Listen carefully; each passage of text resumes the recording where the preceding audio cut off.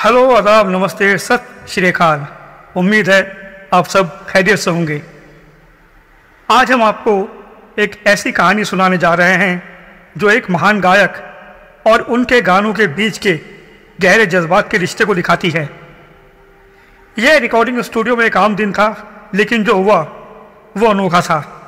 साल था 1968। मुंबई का तारदेव का मशहूर फेमस रिकॉर्डिंग स्टूडियो, जहां एक फिल्म के गाने की रिकॉर्डिंग होनी थी रफ़ी साहब की आवाज़ में।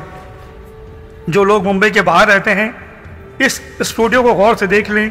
ये वो ऐतिहासिक, हिस्टोरिकल, तारीखी स्टूडियो है जहां रफ़ी साहब, किशोर दा, मुकेश साहब, मन्ना दा, लता जी, आशा जी, सब ने वो गीत गाए हैं जो सदाबहार है और रहेंगे। तो देख लिया, अब आइए अपनी दास्तान पे। रफ़ी साहब स्टूडियो में दाखिल हुए, अपने चेहरे पर वही मासूम मुस्कान लिए जो उनके चेहरे पर हमेशा होती थी। सबसे हाय हेलो सलाम दुआ हुई और फिर वो रिकॉर्डिंग रूम में दाखिल हुए।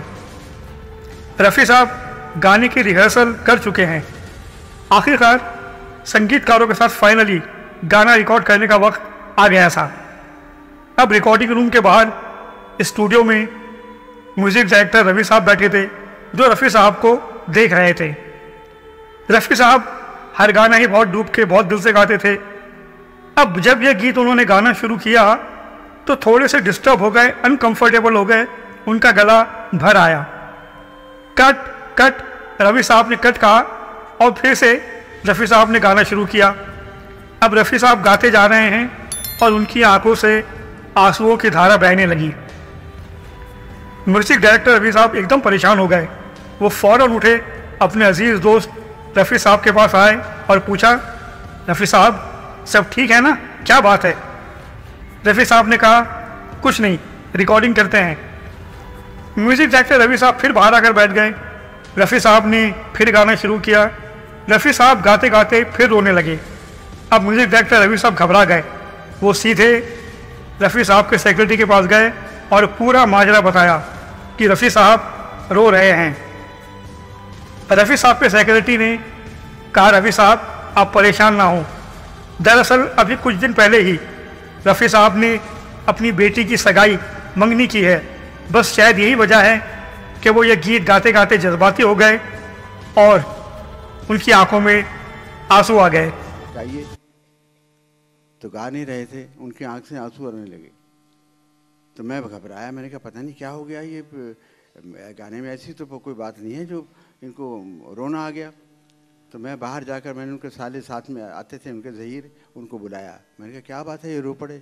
बोले अभी लड़की का एंगेजमेंट किया नया नया, मतलब अभी किया है, कुछ दिन हुए तो दिल भर आया।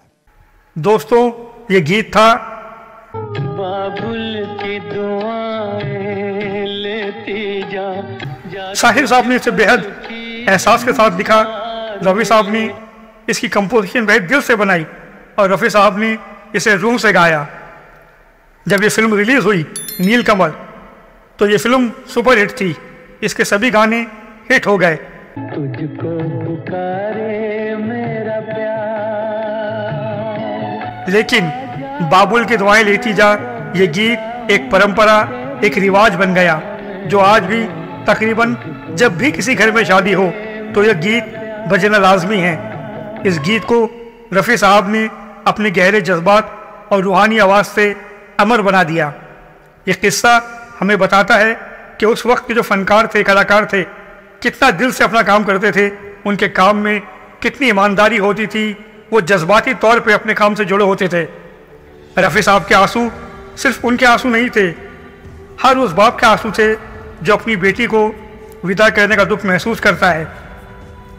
रफ़ी साहब ने अपनी मखमली आवाज़ और रूहानी गायकी से हमें वो तोहफ़ा दिया जो वक्त की कैद से परे है। ये हमेशा हमेशा रहेगा जब तक ये दुनिया है। दोस्तों, उम्मीद है ये किस्सा आपके दिलों को छू गया होगा, पसंद आया होगा। आपकी क्या राय है, क्या विचार है, कमेंट करके बताएं। चैनल को सब्सक्राइब करें और वीडियो को लाइक और शेयर ज़रूर करें। हमारी कोशिश होती है आपसे वो बातें, वो किस्से डिस्कस करने की जो अनकहे अनसुने हों। फिर मुलाकात होगी अगले वीडियो में किसी बिहाइंड द सीन एनेक्डोट यह म्यूजिकल स्टोरी के साथ हर गीत के पीछे एक किस्सा है, हर सीन के पीछे एक कहानी है। तब तक अपना बहुत ख्याल रखिए। Thanks for watching, take care, see you soon.